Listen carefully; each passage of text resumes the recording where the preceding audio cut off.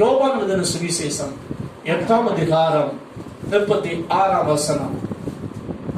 யோவான் எழுதின சுவிசேஷம் 8ஆம் அதிகாரம் 36ஆம் வசனம். ஆகையால் குமாரன் உங்களை விடுதலையாக்கினார், மெய்யாகவே விடுதலையாவீர்கள். அல்லேலூயா.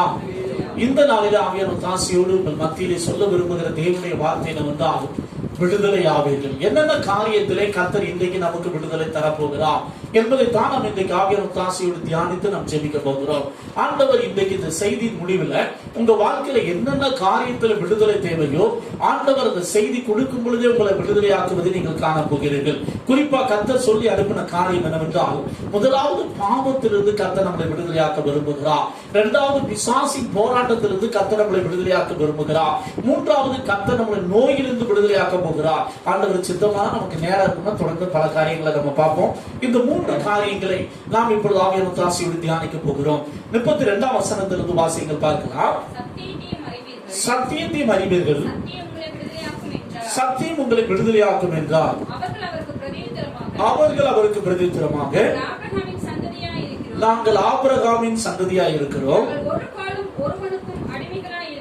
நாங்கள் ஒரு காலம் ஒருவனுக்கு எப்படி இல்லையா அடிமைகளாய் இருக்கவில்லை, விடுதலை ஆவீர்கள் என்று நீங்கள் எப்படி சொல்லுகிறீர்கள் என்றார்கள்.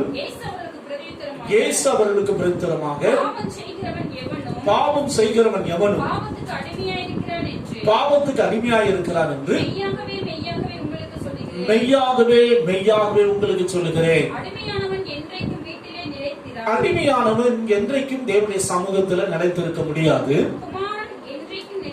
குமாரன், அதாவது இயேசு கிறிஸ்து என்றைக்கும் நிலைத்திருக்கிறார். ஆகையால் குமாரன் உங்களை விடுதலை ஆக்கினார், மெய்யாகவே விடுதலையாவீர்கள். அல்லேலூயா.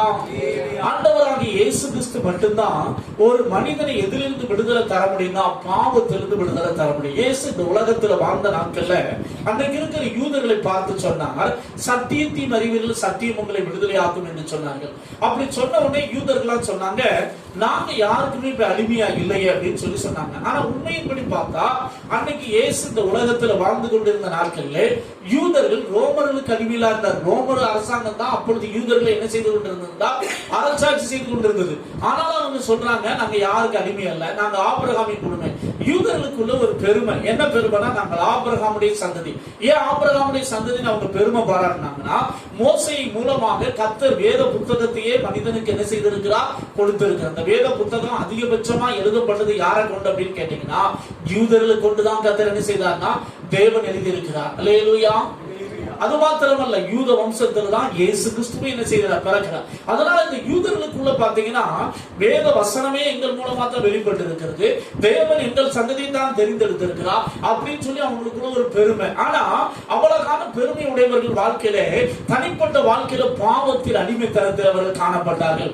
அவர்கள் அந்த பாவத்திலிருந்து விடுதலை இல்லாமல் வாழ்ந்து கொண்டிருந்தார்கள். அப்பொழுதுதான் இயேசு சொல்லுகிறார், பாவம் செய்கிற எவனும் பாவத்துக்கு எப்படி இருக்கிறான், அடிமையா இருக்கிறான். வேதம் சொல்லுகிறது பாவத்தின் சம்பளம் மரணம். பாவத்தின் சம்பளம் என்னதுங்க, இந்த உலகத்தை நம்ம வேலை பார்த்தா வேலைக்கு ஒரு கூலி நமக்கு என்ன செய்யப்படும், கொடுக்கப்படும். அது போல பாவத்துக்கு ஒரு கூலி என்ன செய்யப்படுகிறதா, கொடுக்கப்படுகிறது. இந்த உலகத்துல பிறக்கிற ஒவ்வொரு மனிதனும் ஜென்ம பாவத்தோடு பிறக்கிறான். என்ன பாவத்தோடு பிறக்கிறான்? இந்த பாவம் முதல்ல ஆரம்பித்த இடம் எங்கன்னு கேட்டீங்கன்னா முதலாக பிசாசுடைய சிந்தனையில ஆரம்பித்தது. வெளிப்படுத்தின ஏசாயா எழுதின தீர்க்க தரிசன புஸ்தகத்துல நீங்கள் வாசித்து பார்ப்பீர்கள் என்றால் அந்த சாத்தான் தான் 12ஆம் அதிகாரத்துல பாத்தீங்கன்னா 14ஆம் அதிகாரம் 12ஆம் வசனம் வாசிங்க பார்க்கலாம். அதிகாலை மகனாகி விடுவில்லையே, வானத்திலிருந்து விழுந்தாயே, ஜாதிகளை ஈனப்படுத்தினவனே, தரையிலே விழ வெட்டப்பட்டாயே, நான் வானத்துக்கு ஏறுவேன், உயர்த்துவேன், வீற்றிருப்பேன் என்றும் ஏறுவேன், ஒப்பாவேன் என்றும். பாருங்க, அவன் இருதயத்துலதான் முதல்ல சாத்தான் தான் என்ன செஞ்சாங்க, பாவத்தை தேவன் உருவாக்கவில்லை. பாவத்தை இடம் கொடுத்தது யார் முதல் செய்தது அப்படின்னு கேட்டீங்கன்னா தேவதூதனாக படைக்கப்பட்ட லூசிபர். யார் அந்த பாவத்தை செஞ்சது? தேவதூதனாக படைக்கப்பட்ட இந்த லூசிபர், அவனுடைய வாழ்க்கையில் தான் முதலாவது பாவம் என்ன செய்ய உண்டானது. தேவன் இந்த உலகத்துல எப்படி மனிதனை படைத்தாரோ அது போல ஆதியிலே தேவதூதர்களை படைத்திருந்தார். அவர்களுக்கு சுய சித்தத்தை தேவன் கொடுத்திருந்தார். அவர்களால் பாவம் செய்யவும் முடியும், பாவம் செய்யாம இருக்கவும் முடியும். அது போலதான் ஆதாம் ஏவாளை தேவன் படைத்த பொழுது பாவ சுபாவம் மற்றவர்களாக அவர்கள் படைக்கப்பட்டார்கள். ஆனாலும் பாவம் செய்யக்கூடிய ஆற்றல் அவர்களுக்குள்ள இருந்தது. என்ன ஆற்றல் இருக்கிற? அவங்க பாவ சுபாவம் அற்றவர்கள். ஆதாம் ஏவாளை கர்த்தர் படைக்கும் பொழுது அவர்கள் ஆதாம் ஏவாள் எப்படிப்பட்டவர்கள் இருந்தாங்க? பாவ சுபாவம் அவங்களுக்குள்ள இல்லை. ஆனா அவங்களால பாவம் செய்யவும் முடியும், பாவம் செய்யாம இருக்கவும் முடியும். அந்த ஆற்றலை தேவன் என்ன செய்திருந்தால் மனிதனுக்கு கொடுத்துதான் இந்த நன்மை தீமை அறியக்கூடிய மரத்தின் கனியை என்ன செய்யக்கூடாது?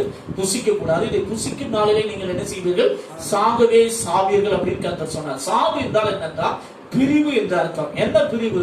தேவ சமூகத்திலிருந்து நித்தியமாக மனிதன் என்ன செய்யப்படுவான்? பிரிக்கப்படுவான். அதைத்தான் இயேசு கிறிஸ்து அங்கே பிதாவாகிய தேவன் மனிதனுக்கு சொல்லியிருந்தான். ஆனா சாத்தான் ஏமாத்தி நீங்க இந்த மரத்து கனியை சாப்பிட்டீங்கன்னா நீங்க சாகலாம் மாட்டீங்க, எப்பயுமே நீங்க நல்லாவே இருப்பீங்க அப்படின்னு சொல்லி அவன் ஏமாத்தினான். ஏவாள் வாங்கி சாப்பிட்டு பாக்குறான். சாப்பிட்டு பார்த்தோன்னே பாத்தீங்கன்னா சாகல. உடனே அவங்களுக்கு நீ சொன்னது உண்மைதான் அப்படிங்கிறது என்ன செஞ்சு அவங்க நினைச்சிட்டு என்ன பண்ணாரா? ஆதாமுக்கு கொடுத்தான். ஆதாமும் பார்த்தான், ஆமா சாப்பிட்டா உடனே செத்து போவாங்கன்னு சொன்னாங்க. ஆனா ஏவாள் என்ன செய்யல? சாகல. அப்ப நம்மளும் என்ன செய்வோம்? சேர்ந்து சாப்பிடணும். 2 பேரும் சேர்ந்து சாப்பிட்டாங்க. சாப்பிட்டதின் விளைவு என்ன? தேவ பிரசன்னத்தை அவர்கள் இழந்தார்கள். வேதம் சொல்லுகிறது எல்லாரும் பாவம் செய்து தேவ மகிமை அற்றவர்களாகி தேவ பிரசன்னம் அவர்களை விட்டு என்ன செஞ்சது?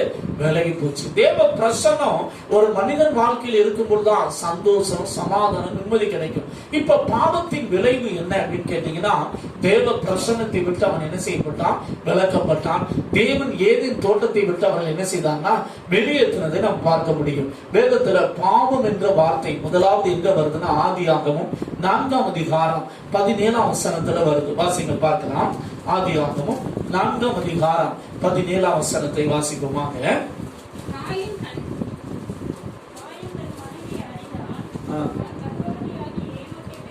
4:17 பாவம் என்ற வார்த்தை வருதா?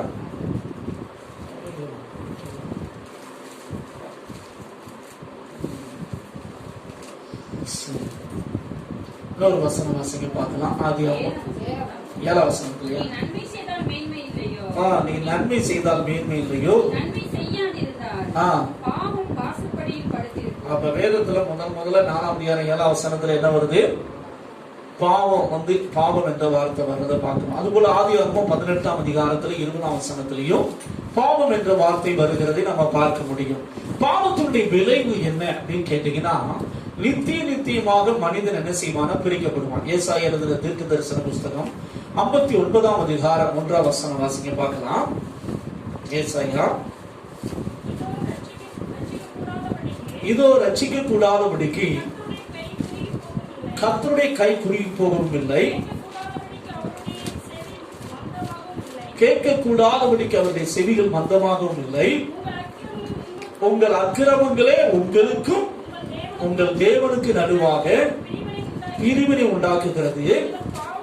உங்கள் பாவங்களே அவர் உங்களுக்கு செவி கூடாதபடிக்கு அவருடைய முகத்தை என்ன செய்யலாம்? மறைக்குது. இப்ப பாவத்தினுடைய கொடூர தன்மையை புரிந்து கொள்ளுங்கள். பாவம் ஒரு மனிதனை தேவனை விட்டு என்ன செய்து விடுகிறது? பிரித்து விடுகிறது. அது நித்தியமான பிரிவை என்ன செய்தனா கொண்டு வருகிறது. எந்த பிரிவை கொண்டு வருது? நித்தியமான. இந்த உலகத்துல பிறந்த ஒவ்வொரு மனிதனுமே ஆதாம் ஏவாள் பாவம் செய்ததின் மூலமாக பாவ சுபாவத்தோடு தான் மனிதன் பிறக்கிறான். பாவ சுபாவம் அவனுக்குள் இருக்கிறதுனால் அவன் பாவியாகவே பிறக்கிறான். எப்படிப்பட்டவனா பிறக்கிறான்? பாவியா இருக்கிறதுனால ஒரு மனிதன் பாவம் தான் செய்யணும், பாவம் செய்யாம இருக்கவே முடியாது. நம்ம ஆட்களை நீங்க பாத்தீங்கன்னா சின்ன குழந்தைய வளர்க்கும் போது எல்லா குழந்தையுமே அப்பா அம்மா நில்லுனா நிற்கும், உட்காருனா உட்கார, ஓடுனா ஓடும், வானா வரும், நல்லா வரும். பார்த்துருக்கீங்களா? நம்ம ஆட்கள் நல்லா மேக்கப் போட்டு அப்படி அழகா வளர்த்துருப்பாங்க. 12 வயசு வரைக்கும் பாத்தீங்கன்னா அந்த பிள்ளை எப்படி இருக்கும் அப்படின்னா அப்படியே ஒழுங்கா அப்பா அம்மா பேச்ச கேட்டுட்டு இவங்களும் சந்தோஷமா பேசுற மாதிரி இருக்கும். ஆனா ஒரு 13 வயசு 14 வயசு வந்தோடனே பாத்தீங்கன்னா அது கொஞ்சம் கொஞ்சமா பாவம் செய்யறது நமக்கு தெரியும். பார்த்துருக்கீங்களா? அப்ப நம்ம ஆட்களால ஜீர்ணிக்கவே முடியாது. என்னடா இது, நான் சபைக்கு கூட்டு போயிருக்கேன், நான் அங்க கூட்டு போயிருக்கிறேன், வசனத்தை சொல்லி இருக்கிறேன், இது நான் இப்படிப்பட்ட பாவம் செய்தேன், இது நான் அங்க போகுது இங்க போகுது அப்படின்னு சிலருடைய இருதயம் அங்க பாதிக்கப்படுகிறதை நாம் பார்க்கிறோம். நல்லா கவனிக்கணும். அவன் ஒன்றும் புதுசு கிடையாது. இது வரைக்கும் நீங்க சின்ன குழந்தைய என்ன செய்தீங்க, வளர்த்துட்டீங்க. அது சின்ன குழந்தையா இருந்தாலும் அது பாவியா தான் பிறந்திருக்குது. அதனால 13 வயசுல அது பாவம் செஞ்சுதான். சின்ன வயசுல நிறைய பாவம் செய்யுது, நான் அதை பெருசா சொல்லல. ஆனா 12, 13 தான் விவரம் நமக்கு வெளியே தெரிஞ்சு நிறைய பெரிய பாவங்கள்லாம் செய்யறதை நீங்க பார்ப்பீங்க. பார்க்கும்போது சில பெற்றோர் பார்த்தீங்கன்னா அப்படி உடஞ்சே போயிருவாங்க. நம்ம பிள்ளை இப்படி பாவம் செய்தா அப்படின்னு. ஒன்றும் புதுசு கிடையாது. நம்ம பிள்ளையா இருந்தாலும் சரி, எந்த பிள்ளையா இருந்தாலும் அதோடைய சுபாவமே என்னதுதான், பாவ சுபாவம். அது என்னதான் செஞ்சு ஆகணும். நீங்க எவ்வளவுதான் சோப்பு போட்டு வளர்த்தாலும், எவ்வளவுதான் சோப்பு போட்டு வளர்த்தாலும், அந்த ஸ்டேஜ் வந்தோடனே காதல் அப்படின்னு ஒரு கத்திரிக்காய் வரும். இந்த ஸ்டேஜ் வந்தோடனே இந்த பாவம் அப்படின்னு ஒண்ணு வரும். பார்த்திருக்கீங்களா? நீங்க நினைப்பீங்க, நாம என் பிள்ளைய எப்படி புத்தி வளர்த்த தெரியுமா, எப்படி சோப்பு போட்டு வளர்த்த தெரியுமா, அங்க அனுப்பாம இங்க அனுப்பாம நீங்க என்னதான் வளர்த்தாலும், எந்த ரூமுக்குள்ள போட்டாலும் அதோடைய சுபாவம் என்னதான் சொல்லுங்க. பண்ணி எத்தனைதான் சோப்பு போட்டாலும் அது என்ன சுபாவம் காமிக்குமா, காமிக்காதா? நம்ம ஆட்களுக்கு உடனே புதுசா அதிசயமா தெரியுது, ஏன் பிள்ளையா இப்படி செஞ்சிச்சு அப்படின்னு. சில குடும்பங்கள் பார்த்தீங்கன்னா உடஞ்சி போறதை பார்க்குறேன். நீங்க உடஞ்செல்லாம் ஒன்றும் போக வேண்டாம், அது கரெக்டா இருக்கு. உங்க பிள்ளை நார்மலா இருக்குன்னு அர்த்தம். அல்லேலூயா. உங்க பிள்ளை எப்படி இருக்குன்னு அர்த்தம். ஹலோ, எப்படி இருக்குன்னு அர்த்தம். என்ன பொய் சொல்லுதா, நம்ம ஆட்களை ஜீர்ணிக்க முடியாது, பொய் சொல்லுதா அப்படின்னு. ஏன் அது பிறந்ததே இப்படிதான் பிறந்திருக்குது சொல்லுங்க. பாவியா தானே பிறந்திருக்குது, பிறந்த பொய் சொல்லாத. என் பிள்ளை சண்டை போடுதா அப்படின்னு நம்ம ஆட்களை ஜீர்ணிக்க முடிய மாட்டேங்குது. என் பிள்ளை லவ் பண்ணுதா அப்படின்னு நம்ம ஆட்களை பார்த்தீங்கன்னா அது தாங்கவே முடிய மாட்டேங்குது. என்ன உங்க பிள்ளை நம்ம வானத்துக்கு பொத்தின் கிலோ வந்துருச்சா? அது இயற்கை. என்னதுங்க, ஆதாம் ஏவாள் பாவம் செய்தது நிமித்தமாக அந்த பாவ வித்து யாருக்குள்ள இருக்குது சொல்லுங்க, யாருக்குள்ள இருக்குது? நம்ம பிள்ளைகளுக்குள்ள ஆட்டோமேட்டிக்கா இருக்கும். இப்ப இந்த பாவத்திலிருந்து என்ன வேணும் அப்படின்னா விடுதலை வேணும். என்ன வேணுங்க? சில ஆட்களை பார்த்திருக்கீங்களா, சின்ன குழந்தையா இருக்கும்போது பாத்தீங்கன்னா அந்த பிள்ளைய பார்த்து ரொம்ப சந்தோஷப்படுவாங்க. கொஞ்சம் வளர்ந்தோன்னு ஐயோ சேட்டை தாங்க முடியல பாஸ்டர், என்ன தாங்க முடியல, கொஞ்சம் வளர்த்தவங்க இப்ப என்ன செய்யறாங்க தெரியுமா, இது ஏன் தான் பிறந்துச்சோ அப்படின்னு எரிஞ்சு விழ ஆரம்பிச்சிருவாங்க. அந்த பிள்ளை பாத்தீங்கன்னா சண்டை போடுறதும் அது தலையை பிடிச்சி ஆட்டுறதும் நம்ம ஆட்கள் பார்த்தா டென்ஷன் உச்சிக்கிட்டு இதை என்ன செய்யறாங்க பேருங்க. ஒண்ணு இல்ல, உங்க பிள்ளை எப்படி இருக்குது நார்மலுக்கு, நீங்க தான் எப்படி இருக்கீங்க சொல்லுங்க, எப்படி இருக்கீங்க? அப்நார்மலா நடந்துக்கிறீங்க. எப்படி நடந்துக்கிறீங்க? அதுல ஆம்பளை பையங்க அப்படின்னா தாய் குலங்களை எதிர்த்து பேசுற மாதிரி தெரியும். எப்படி தெரியும்? என்ன இது, என் பிள்ளை இதுவரைக்கும் நான் சொன்னதெல்லாம் கேட்கும், இப்ப நான் எதிர்த்து என்ன செய்கிறது பேசுகிறது அப்படின்னு நம்ம தாய் குலங்களுடைய இறுதி என்ன செய்யலாம் அப்படி பாதிக்கப்பட்டுவிடும். பெண்களா இருந்தாங்கன்னா அப்பாவை எதிர்த்து பேசுவாங்க. இப்படிதான் இருப்பாங்க நாட்டில் நிறைய பேர். இது ஒண்ணும் பெரிய காரியம் அல்ல. அவங்க நார்மலா தான் இருக்கிறாங்க. எப்படிதான் இருக்கிறாங்க? நீங்க தான் எப்படி நடந்துக்கிறீங்க?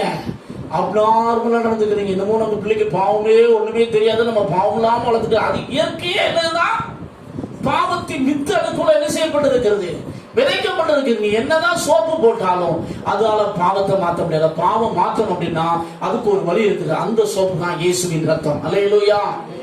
அந்த சோப்பு தான் எந்த ரத்தங்க? இயேசுவின் ரத்தத்தால் உன் பிள்ளை கழுவப்பட்டால் மாத்திரமே அந்த பாவத்திலிருந்து அது என்ன செய்ய முடியும், விடுதலை பெற முடியும். இயேசுவின் ரத்தத்தால் கழுவப்படல அப்படின்னா அதோடைய சுபாவம் மாறுறதுக்கு வாய்ப்பே, அது கீழ்ப்படிறதுக்கு வாய்ப்பே கிடையாது. அது இப்படி பாவம் செய்யாம இருக்கிறதுக்கு வாய்ப்பே. நீங்க உடனே புதுசா பார்த்துட்டு ஐயோ, சில ஆட்கள் அங்க பார்த்துருக்கோம். சில சபைகள்ல சில விசுவாசிகள் என்ன செய்யறாங்க, அப்படியே உடஞ்சி போயிடுறாங்க. சிலர் பார்த்து கண்ணீர் விடுறாங்க, ரத்த கண்ணீர் என்ன செய்யறாங்க, என் பிள்ளை இப்படி பண்ணிருச்சு, தலகாட்ட முடியல. உன் பிள்ளை நார்மலா தான் இருக்குது, ஒண்ணு வரும் பிரச்சனை இல்ல, என் பிள்ளை இப்படி செய்யுமா அப்படின்னு மாக்கள் அப்படி ஜீர்ணிக்கவே முடியல. ஏன் உன் பிள்ளை நம்ம வானத்திலிருந்து கீழே விழுந்துருச்சு, அது செய்யுமா செய்யாத? உன் பிள்ளை ரட்சிக்கப்படுதான் செஞ்சிருக்காரு, அது என்ன செய்யப்படல சொல்லுங்க, என்ன செய்யப்படல, ரட்சிக்கப்படல. அதோட சுபாவமே என்னதான். இப்ப உங்களுக்குள்ளேயும் சிலருக்குள்ள பாத்தீங்கன்னா வேண்டாத கெட்ட சிந்தனைகள், வேண்டாத சில சுபாவங்கள்லாம் வர்றதை நீங்க பார்த்துருப்பீங்க. உடனே நீங்க ஐயோ, சிலர்லாம் வெளியே சொல்ல மாட்டாங்க, நமக்கு வர்ற கெட்ட சிந்தனை வெளியே சொல்லணும் அப்படின்னா நம்மள எல்லா பேரும் என்ன செஞ்சு விட்டுருவாங்க, ஒதுக்கி விட்டுருவாங்கன்னு சொல்லி நல்ல பிள்ளை மாதிரி எப்படி உட்கார்ந்துருப்பாங்க. எப்படி உட்கார்ந்துருப்பாங்க? எங்களுக்கு பார்த்தோன்னே தெரிஞ்சிடும் இந்த பிள்ளை எப்படிப்பட்ட பிள்ளை அப்படின்னு. எங்களுக்கு பார்த்தோன்னே என்ன செஞ்சிடும், நாங்க பாஸ்டர் சொன்னா கண்டுபிடிச்சிருவோம், இந்த பிள்ளை எப்படி இருக்கும், அந்த பிள்ளை எப்படி இருக்கும் அப்படின்னு நினைச்சிருவோம், கண்டுபிடிச்சிருவோம். சரி கவனிங்க, இப்படி நிறைய பேர் பாத்தீங்கன்னா சாத்தானுடைய பொய்யினாலையும் அவர்கள் அடிமைப்பட்டு கிடக்கிறாங்க. இப்ப இதுல இருந்து யார் விடுதலை தர முடியும்? அதுதான் இப்ப நமக்கு முக்கியமான கேள்வி. உன் வாழ்க்கையில எப்பேற்பட்ட பாவமா இருக்கலாம், எப்பேற்பட்ட அந்தரங்க பாவமா இருக்கலாம், அந்த பாவத்திலிருந்து யார் தான் விடுதலை தர முடியும்னா குமாரனாகி இயேசு கிறிஸ்து மட்டுமே விடுதலை தர முடியும். அல்லேலூயா. வேற எந்த மனிதனாலும் அந்த பாவத்திலிருந்து என்ன செய்ய முடியாது, விடுதலை தர முடியும். எனக்கு ஒரு ஐயாவை தெரியும், அவர் பாத்தீங்கன்னா அவ்வளவு பக்திமான். ஆனால் பக்தினா ஐயப்பன் பக்தி. என்ன பக்திங்க? ஆமா, நிறைய அவருக்கு குருங்கிற பேர். ஆனா அந்த 40 நாள் விரதம் இருக்கும்போது மட்டும்தான் அவர் சிகரெட் குடிக்க மாட்டாரு, தண்ணி அடிக்க மாட்டாரு. ஆனா 40 நாள் முடிவில் வரும்பொழுது சாராய பல்லோட வீட்டுக்குள்ள என்ன செய்வார், வருவார். மனைவிய 40 நாள் அடிக்காம இருக்கிறவர் அந்த 40 நாள் முடிவுல பாத்தீங்கன்னா கரெக்டா கணக்கு வச்சு அடிப்பார். அது எப்படி முடியுது? சுபாவம் என்ன செய்யல, மாறல. ஏன்? மனிதன் தன்னுடைய பாவ சுபாவத்தை தன்னால மாத்தவே முடியாது. ஆனா என்ன நடந்தது தெரியுமா? அந்த மனிதன் ஒரு நாள் இயேசுவை அறிந்து கொண்டார். இயேசுவை தன் சொந்த தெய்வமாக என்ன செய்தார், ஏற்றுக்கொண்டார். வேதம் சொல்லுகிறது, யோவான் எழுதின சுவிசேஷம் 3ஆம் அதிகாரம் 3ஆம் வசனம் 5ஆம் வசனம், ஒருவன் மறுபடியும் பிறவாவிட்டால் தேவனுடைய ராஜ்யத்துக்குள் பிரவேசிக்க மாட்டான். ஒருவன் ஜலத்தினாலும் ஆவியினாலும் பிறவட்டால் தேவனுடைய ராஜ்யத்தை காண மாட்டான் என்று மெய்யாகவே உங்களுக்கு சொல்லுகிறேன். அப்ப ஒரு மனிதன் தேவனுடைய பிள்ளையாக மாறிவிட்டால், தேவனுடைய பிள்ளையாக பிறந்து விட்டால் அவன் வாழ்க்கையில என்ன மாறினா சுபாவம் மாறும். அல்லேலூயா. நீங்க என்னதான் பண்ணாலும் சுபாவத்தை, யார் சுபாவத்தை என்ன செய்ய முடியாது, மாத்த. நல்லா கவனிக்கணும், எல்லா மனிதனுக்குள்ள என்ன சுபாவம் இருக்குது? ஜென்ம சுபாவம் இருக்குது. என்ன சுபாவம் இருக்குங்க? ஜென்ம சுபாவம் மனிதன் பொய் சொல்லுவான், திருடுவான், கீழ்ப்படிய மாட்டான், முரட்டாட்டம் உள்ளவனா தான் என்ன இருப்பான். இப்படிப்பட்ட மனிதனை விடுதலை ஆக்குவதற்காகத்தான் இயேசு கிறிஸ்து உனக்காக எனக்காக கல்வாரி சிலுவையிலே நம்முடைய பாவங்களை அனைத்தையும் சிலுவையிலே சுமந்து தீர்த்தார். அல்லேலூயா. எந்த ஒரு மனிதன் இயேசு கிறிஸ்து என்னுடைய பாவத்துக்காக, என்னுடைய மீறுதலுக்காக, என்னுடைய அக்கிரமத்துக்காக இயேசு சிலுவையில மரித்து உயிர் தெழுந்தார் என்பதை விசுவாசித்து இயேசுவை தன் சொந்த தெய்வமாக ஏற்றுக்கொள்கிறானோ அவனுடைய பாவத்தை இயேசு மன்னிக்கிறார். அல்லேலூயா. யார் பாவத்தை இயேசு மன்னிக்கிறாரு? பாவத்தை மன்னிக்கிறது மட்டுமல்ல, பாவத்திலிருந்து, அந்த பாவ தண்டனையிலிருந்து, பாவத்தின் வல்லமையிலிருந்து கர்த்தர் உங்களை என்ன செய்யறாரு, விடுதலை ஆக்குகிறார். யார் விடுதலை ஆக்குகிறார்? இயேசு விடுதலை ஆக்குகிறார். வாசிங்கள் பார்க்கலாம். ரோமர் எழுதின நிருபம் 6ஆம் அதிகாரம் 1ஆம் வசனத்திலிருந்து நான் வாசிப்போமாக.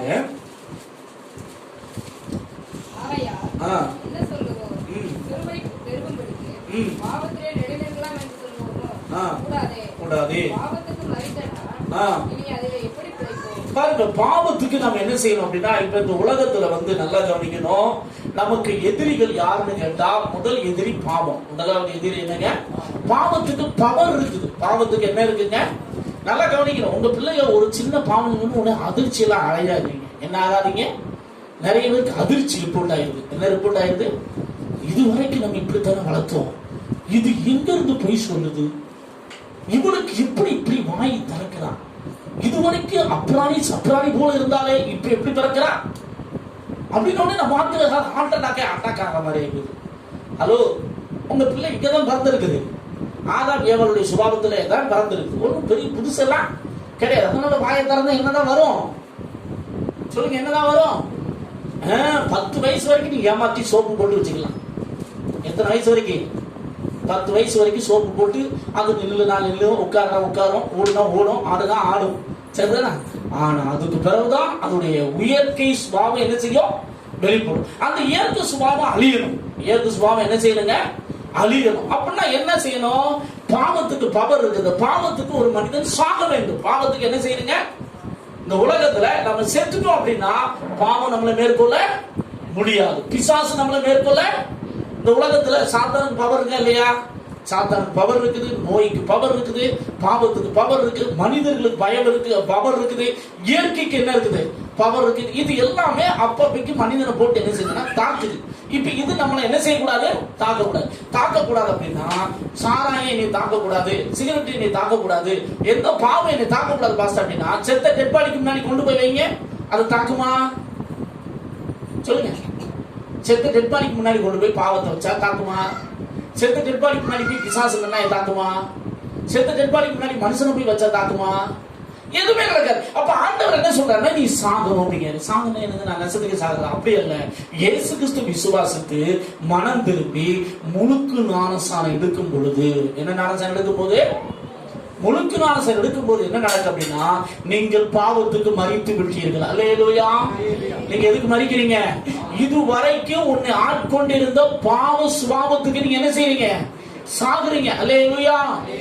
எதுக்கு சாகுறீங்க? இயேசுவை ஏற்றுக்கொள்ளும் போது என்ன நடக்குது அப்படின்னா, உன் பாவத்தை இயேசு மன்னிக்கிறார். பாவத்தை மன்னிக்கிறது மட்டுமல்ல, நீ பாவத்துக்கு சாகுற. என்ன செய்யற?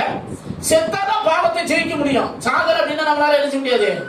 பாவத்தை முன்னாடி வச்சுக்கிட்டு என்ன செத்த டெட் பாடி முன்னாடி நீங்க என்ன பாவத்தை கொண்டு போனாலும் அது ஒண்ணுமே அசைக்க வசிக்காது. அதுபோல நீங்கள் உண்மையாகவே மனம் திரும்பி முழுக்கு ஞானஸ்நானம் எடுத்தீங்க அப்படின்னா, அதைத்தான் ஆவியானவர் பாவத்துக்கு மரித்த நாம் அதற்கு பிழைப்பது எப்படி? நீங்கள் கிறிஸ்து இயேசுக்குள்ள ஞானஸ்நானம் பெற்றவர்கள் அனைவரும் கிறிஸ்து இயேசுவை தரித்துக் கொண்டீர்கள் அப்படின்னு கலாத்தியர் ஆவியானவர் எழுதுகிறார். அப்ப உன் வாழ்க்கையில பாவம் உன்னை மேற்கொள்ள கூடாது அப்படின்னா, நீ மனம் திரும்பி, என்ன திரும்பி? மனம் திரும்பினா என்ன அர்த்தம்னா, உன் பாவத்தை ஒத்துக்கொண்டு என்னென்ன பாவங்களை கர்த்தர் உனக்கு உணர்த்துறாரோ, உன் சிந்தனையினால் செய்த பாவம், உன் பார்வையினால் செஞ்ச பாவம், உன் பேச்சினால் செய்த பாவம், உன்னுடைய நடக்கையினால் செய்த பாவம், உன் செவிகளினால் செய்த பாவம். 5 பாவம் இருக்குது. சிந்தனை இங்கே இருக்குது, இங்கே இருக்குது. சிந்தனையினால், பார்வையினால், பேச்சினால், செவிகளினால், நடக்கையினால் செய்த பாவங்களை என்ன செய்யும்? மன்னியும். மீறுதல்களை என்ன செய்யும்? மன்னியும். அக்கிரமங்களை என்ன செய்யும்? மன்னியும். எந்த மனிதனும் தன்னுடைய வாழ்க்கையில் இருக்கிற பாவத்திலிருந்து அவன் தன்னை தானே விடுவித்துக் கொள்ள முடியாது. அதனாலதான் இயேசு சொல்றாரு, குமாரன் விடுதலையாக்கினால் மெய்யாகவே என்ன செய்வீர்கள்? விடுதலையாவீர்கள். அல்லேலூயா. இப்ப நான் ஒரு ஐயாவை சொன்னேன். அந்த ஐயாவுக்குள்ள இயேசு வந்தாருங்க. யாரும் இன்னுமே சொல்லல. ஒரு வாரம் தான் அவர் இயேசுவை ஏற்றுக்கொண்டார். என்ன நடந்தது தெரியுமா? சிகரெட்டை தூக்கி எறிஞ்சார், சாராயத்தை தூக்கி எறிஞ்சார், சரிதானா, வீட்டில் இருக்கிற விக்கிர ஆராதனையை தூக்கி எறிஞ்சார். இயேசு அவருக்குள் வந்தார். அதுக்கடுத்து 20 வருஷம் உயிரோட வாழ்ந்து இப்ப வரவு பெற்றாரு. இயேசு அவருக்குள் பெரிய மாற்றத்தை தந்தார். அல்லேலூயா. எல்லாரும் ஆச்சரியப்பட்டாங்க. எப்படிடா இவர் எப்படிடா இப்படி குடிக்கிறது பாடினார், இவர் எப்படிடா இப்படி சண்டை போடுறது பாடினார், எப்படி இந்த மாற்றம் வந்தது? அவர் பாவத்துக்கு என்ன செய்து விட்டார்? மரித்து போனார். அதனால பாவம் அவரை மேற்கொள்ள. தேவ பிள்ளையே, உன் வாழ்க்கையில பாவத்தின் மேல் ஜெயம் வரணுமா? இன்னைக்கு இயேசு உனக்கு ஒரு நற்செய்தியை சொல்லுகிறார்.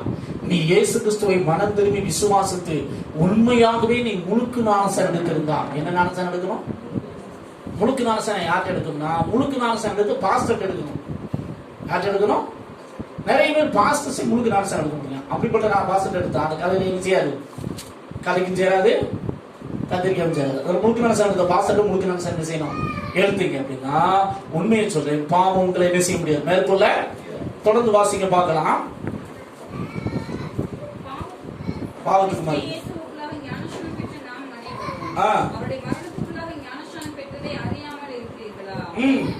மேலும்